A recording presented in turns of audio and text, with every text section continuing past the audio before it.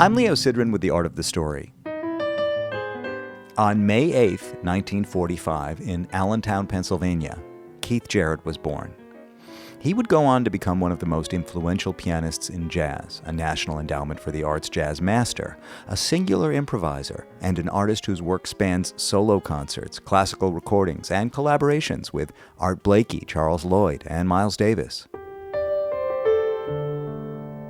His 1975 album, The Colne Concert, remains the best-selling solo piano record in jazz history.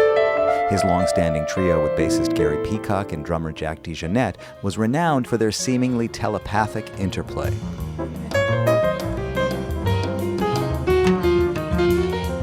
Jarrett is known not just for what he plays, but for how he plays, and for his precision, his intensity, and his refusal to tolerate any distraction. A cough in the audience can stop a performance. To watch him at the piano is to witness something closer to a ritual than a concert.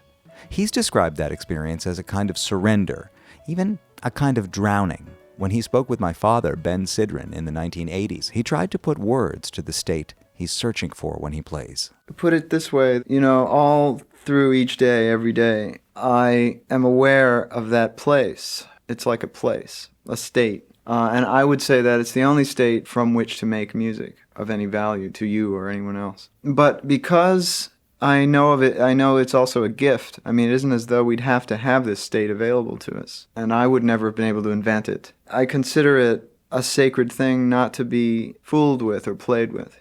For Jarrett, what matters isn't necessarily whether the music succeeds on its own terms. It's whether he's reached that state at all. Even in a concert where if I listen to it later, I don't like it, and maybe no one liked it. If I remember that I was in the state at the time of playing, then it doesn't matter to me whether the music sounds the way it does or not. It's like a secondary effect. And that's difficult, being a recording artist, because it's like trying to tell your audience that don't believe what's on the records. Mm-hmm.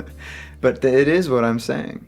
And that idea extends to how he understands influence. Musicians will ask me, what music influenced you? Well, I've never really been influenced by music. I'm influenced by the spirit behind some music, but I'm not influenced by the notes. The notes don't influence me. And it shapes his view of what music is supposed to do.